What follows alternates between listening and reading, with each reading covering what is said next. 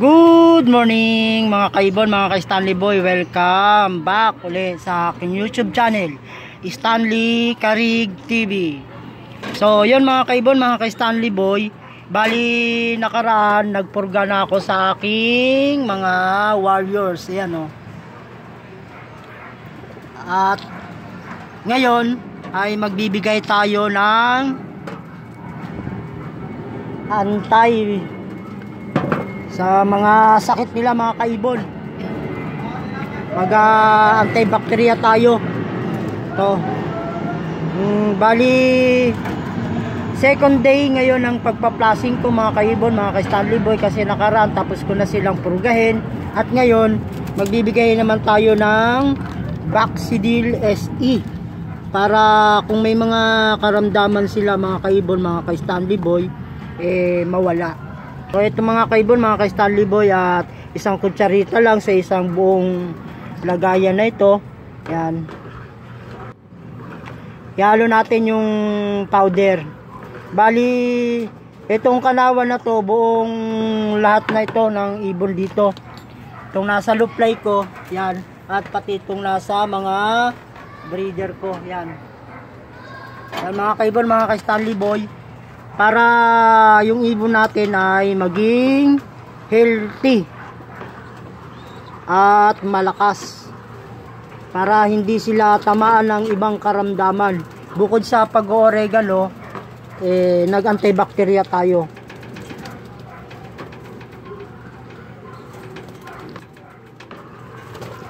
Nag-antibacteria tayo mga kaibon para dito sa mga ibon natin, na panlaban natin ng south at yung mga breeder natin.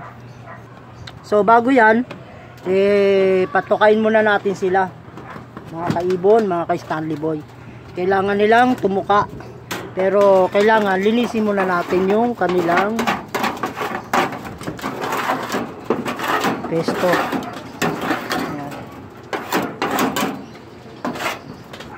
Bali madali lang naman linisin ito mga kaibon. At yero siya. Ganun lang.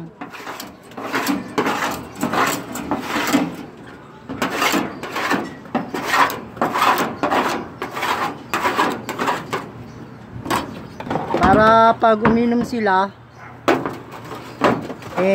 diretso. Busog na sila. Unahan muna natin ng isang takal.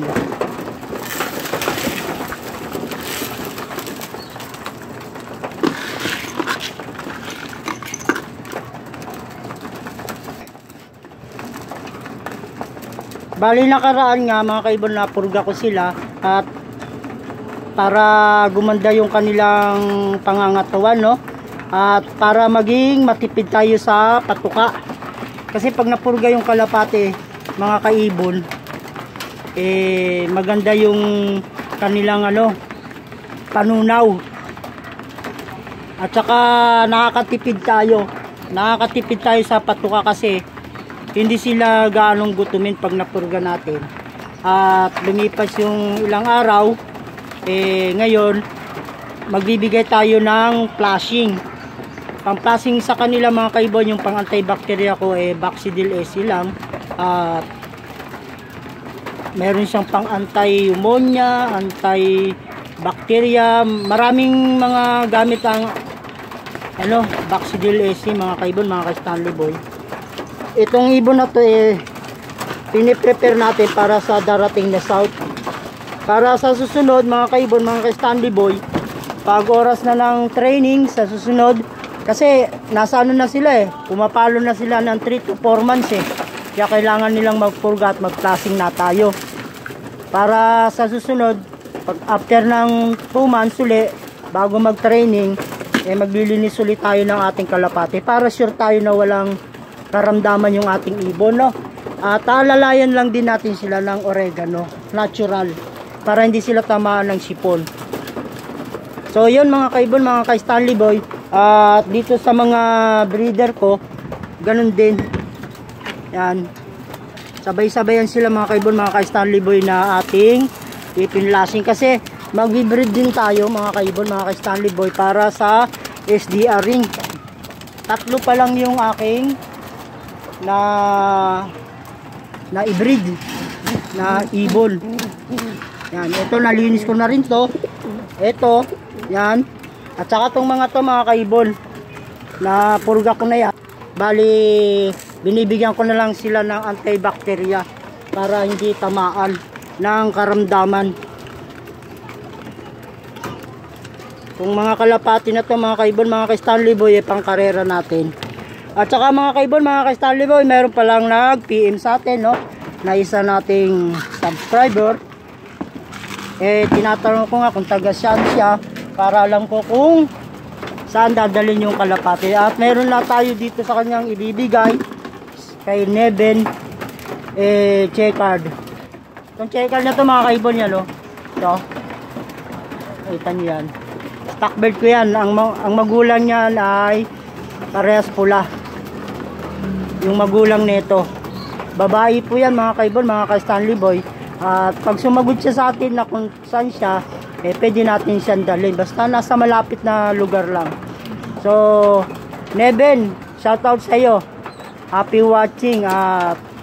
Shoutout kay Reynald Nuevas, kay Mario Qualbar, kay Raymond Nuevas, at kay Rainier Nuevas. So, shoutout sa inyo lahat mga taga Naik Solid na nanonood sa akin. At sa mga hidden subscriber ko, maraming salamat din sa panonood. So, gagalingan natin sa ating pag-alaga ng mga kalapati para hindi sila magkasakit. Kasi, yung kalapati pag walang sakit, yun lang susi natin para sa tagumpay, no mga kaibon, mga ka-Stanley Boy. At, gagalingan natin ng pag-alaga. Times 2 na yung pag-alaga natin ngayon. Kaysa nung dati. Kasi nakaraan, di nga tayo pinalad, hanggang Palo at saka MacArthur lang yung ating hagis ng ibon. Sa ngayon, double ano tayo, pag-aalaga times 2. So yun mga kaibon, mga Stanley, bigyan na natin itong antibacteria Baxidil S, yan, kulay blue. Yan mga kaibon, mga Stanley Boy. At syempre, kailangan nilang uminom. Yan. At maya-mayang hapon, patutukan ulit natin yan para maging maayos sila.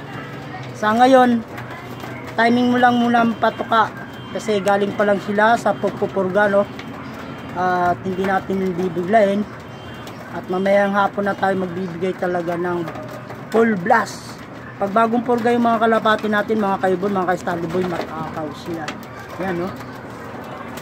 Naghanap pa sila ng patuka, pero hindi naman natin po pwedeng biglayin to kasi galing pa lang sa pagpurga.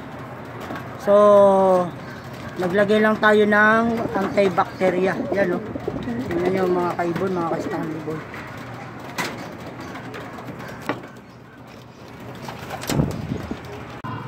At ganun din dito mga kaibon, mga ka-Stanley Boy, yan, no?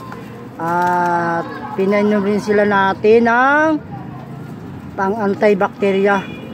Yan, no?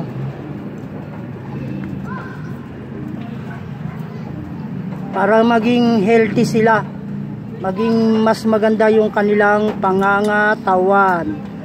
So, pare-pare sila, sabay-sabay silang naglinis. At mga ilang linggo lang, magbibreed ulit ako yung kulay pula. Yun. Tapos, ang ipapares ko sa pula, yung bago nating stockbird na nandoon. Yun, no? Yung merong puti. Yan, no? Yan, no? Yan yung papalipid dito. Yan, no? Yung tumakbo na yan. Yan, mga kaibon, mga ka-Stanley Boy. Yung blue, ano ba yan? Tawag yan? Sinasabi nilang offspring o ano. At ito, ibibreed ulit rin natin to mga kaibon yan. At ang ipapares natin sa kanya ay walang iba kung hindi itong dati niyang pares yan, no? Yan, yung blue bar na may puti na to. So yan mga kaibon, mga ka-Stanley Boy. At painumin din natin itong ating breeder na to. Para mas okay na okay. Yan. At ganun din dito sa baba.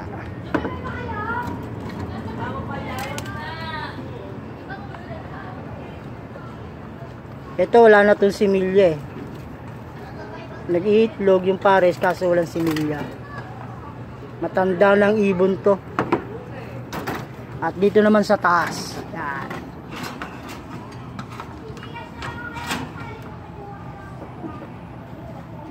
Ayan yung minom, bahala na siya. So yun mga kaibon, mga ka-Stanley Boy, balik tayo dito. At ayun nga, nakababad lang yung ating antibacteria oh. Bali 3 days kung gagamitin to mga kaibon, mga ka-Stanley Boy. Pag natapos yung 3 days na pag-antibacteria ko, pahinga sila, tubig lang lagi sila umaga at hapon, para makondisyon yung kanilang pangangatawan, maipot nila lahat ng dumi. At walang lipad sila ngayon mga kaibon, mga ka-Stanley Boy, dito lang sila tambay sa loob ng kulungan.